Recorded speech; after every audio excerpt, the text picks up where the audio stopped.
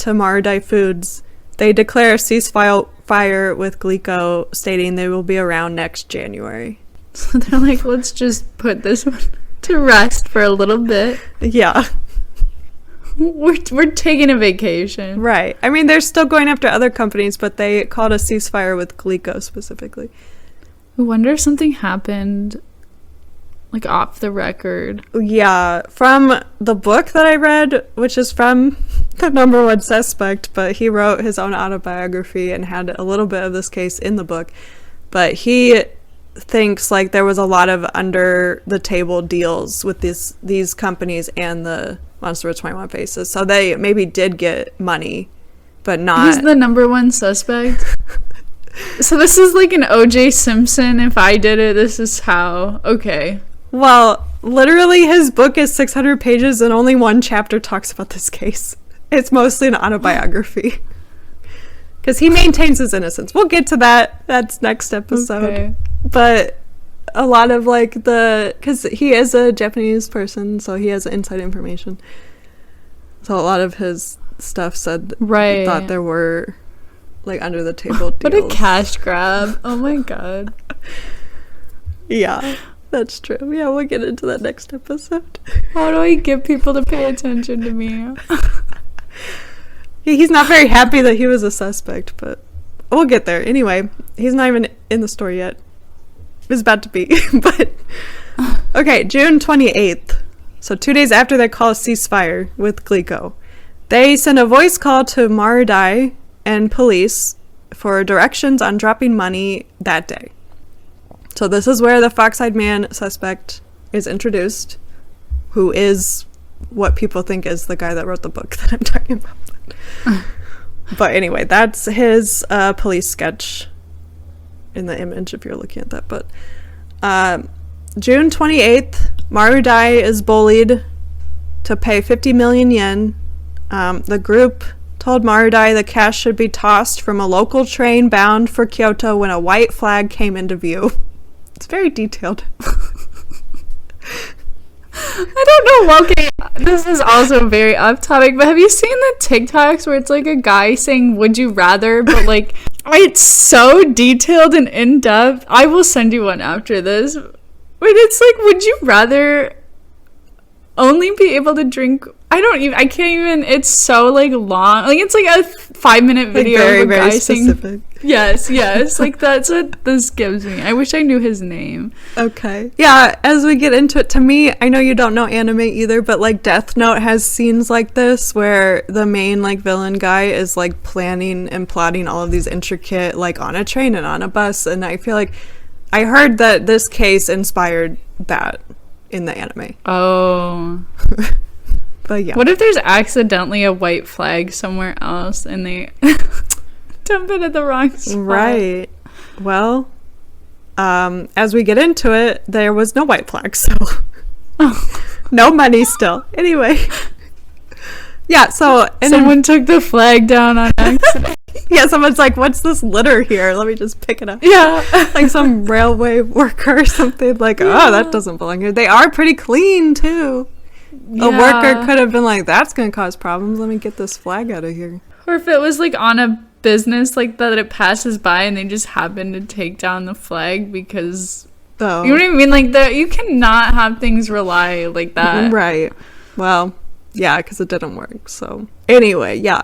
An investigator disguised as a Marudai employee noticed a suspicious man keeping an eye on him on the train.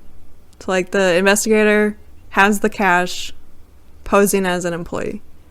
And this guy, well, first, the investigator didn't see any white flag, so he got off the train at Kyoto Station and sat on a bench to wait to ride back to Osaka.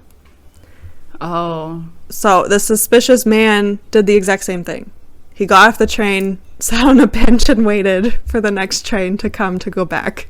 And then when the investigator took a train back to Osaka, the fox-eyed man also got on. Once he saw the investigator get off at Takatsuki Station, he got back on to go back to Kyoto, the suspect. So he rode their back. Theoretically. Well, there Yeah, and back. like from and there Osaka again. to Kyoto, back to Osaka, back to Kyoto. Yeah. Interesting. And a different investigator was disguised as a passenger, so he followed the man back to Kyoto Station. And the man, like, moved once he left Kyoto Station as if to shake off a pursuer, and eventually the investigator lost sight of him, and he was gone. Oh, wow. Okay, so... Does a guy have, like, an explanation for this that makes any sense They at never all? find him. Oh, I thought the guy was the Foxside Man, the book guy. Oh, well, he's saying it's not him. Oh. So he's not saying he didn't... Okay. He's saying he's not involved at all, and he just looks exactly like the sketch. Which is a police sketch.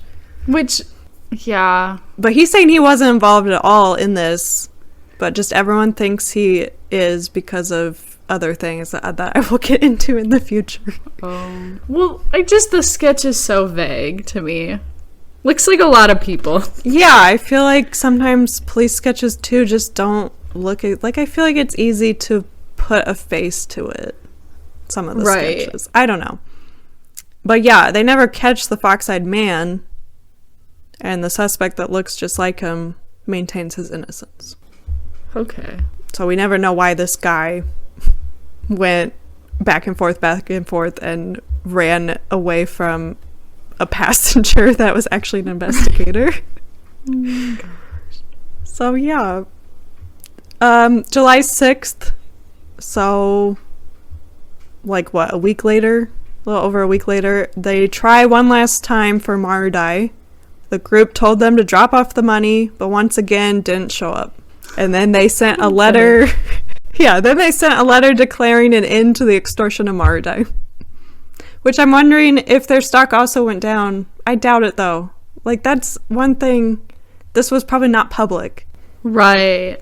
And nothing actually happened with Marudai, so the idea that they were doing it for the stock to go down too doesn't really make sense with this company. Right. Like, Glico obviously got... Like, they suffered, but... Right. Yeah. I don't really get what they were doing with Marudai.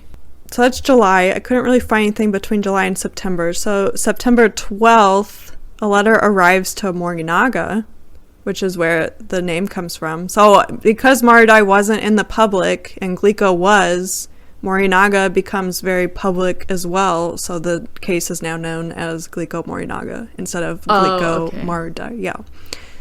So yeah, a letter arrives to Morinaga containing 3 industrial tablets of sodium hydrochlorite totaling 30 grams, and also contains 3 poisoned Morinaga products. And they said their company is doing well because Glico is suffering, and threatened to put 50 products all over the place if they didn't give them money. I wonder... Well, never mind. Oh. I was gonna spout a theory, but we'll get there. I mean, you can if you want now. Do you think that one of these other companies was, like, involved and they are just doing this as, like, a diversion because they don't want to be suspected because they're doing so well because of the other... Like, you know what I mean? If it's... Yeah, if so, like... Glico is one of their competitors and then they start doing bad. Maybe. Because, yeah, a lot of people think it wasn't anyone in these companies because all the companies were targeted. But I guess if you target yourself... Right, and, like, less bad. Oh, maybe it was Marudai. Right, because they didn't... Nothing really happened. It wasn't publicly shared. Right. I don't know. Mm-hmm. That's not really corporate espionage. There, yeah. Could be. That is an interesting theory. That's not really covered. But we'll get to the theories. Okay, so September 12th, they sent a letter. September 18th, Morinaga collects the money because they saw what happened with Glico, and again, a no-show. I don't get it. Right. So October 7th, here's suspect number 2 that they also have no idea who it was. They never caught this person, but they call this man the videotaped man because they have a CCTV still of him. Oh. So that's the image in the document, if you can look at that. But Yes, I see it. It's not very descriptive. Cannot see anything. That's why they never at caught all. him either. Okay, so they say a man in either 20s or 30s, which is also a wide range, wearing a baseball cap, metal frame glasses, light tan business casual jacket, white shirt, no tie, enters a Family Mart in Nishinoya, which Family Mart's kind of like, I'd say like a dollar store, but like more convenience store-esque. But he picks up a weekly magazine, he walks around the store, places a square-shaped object onto the like snack shelf. He then pays for the magazine and leaves. So the can of Morinaga fruit drops that he left is found to contain 0.18 grams of sodium cyanide. So again, reminder, that's over the lethal dose for 110 pounds. Right. Wow. Yeah. But attached to the can was a piece of paper that said, "This has poison in it. If you eat it, you will die." Signed, Monster with 21 Faces.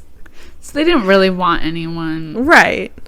to get hurt. It seems like it. Yeah, because I would hope no one would see that and eat it anyway. Right. Because even in the fires and stuff, like, no one's been hurt yet. Right. So, and this is October. So over 6 months since this started. But similar products were also found in Osaka, Hyogo, Kyoto, and Aichi with the same note attached. And these were all tested and did all contain poison. Is this poison easy to get? I mean, don't I would know. not know how do you get poison? Yeah, but, sodium cyanide. like, I think that cannot be easy to obtain or make. Right. Like, if you have to make it, but, like, I don't think a copycat Yeah. would actually do it. You know what I mean? Right. I feel like it would no be. one's going through the trouble just to, like, play into it.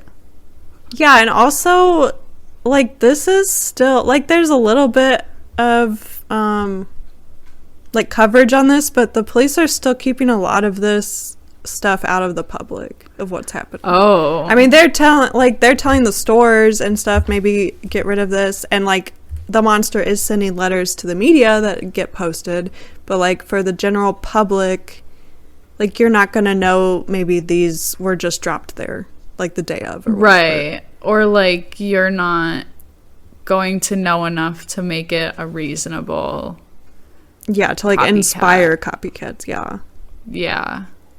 Yeah, and also that it's over, like, that's not a huge range, but, like, Osaka, Kyoto, Hyogo, Aichi, like, it's more than one person unless they did it across a day or two or something. Right. Right. I mean, how fast would you find it? But I feel like Yeah, that's true. you'd probably... Someone would see it and say something, especially if they're, like take care of their own. Right. You wouldn't just walk away and leave that for someone else to deal with. Right. If you come across that, you're going to report it. Not just going Right. to leave it on the shelf for the next person. That would so happen. I know it would. So it'd be like, oh, I don't know what that is. I'm just going to leave it. Yeah. But could still be one person. But yeah, they have this videotaped man, but nothing comes of it because you can't really see anything. So the next day, October 8th, there's discovery of more laced products. So I guess they found those first products the same day. Oh. So next day they find more, and there's also 2 letters to newspapers and to food companies. So this is the famous "To All the Mothers in Japan" letter, if anyone's familiar with this case. But it reads, "To all mothers in Japan, in autumn, appetite is huge, candy is great. When you think sweets, it's Morinaga, right? We added some special flavor to it. The flavor of potassium cyanide is a little bitter. Tell children not to get cavities and buy it for them. We placed 20 pieces between Hakata and Tokyo. There are 2 flavors with 0.2 grams and 0.5 grams of acid."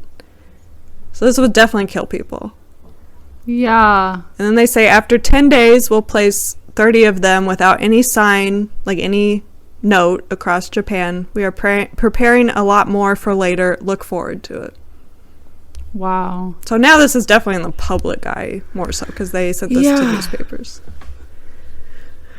Yeah. And that's like a big threat. Yeah. And they're saying they're not gonna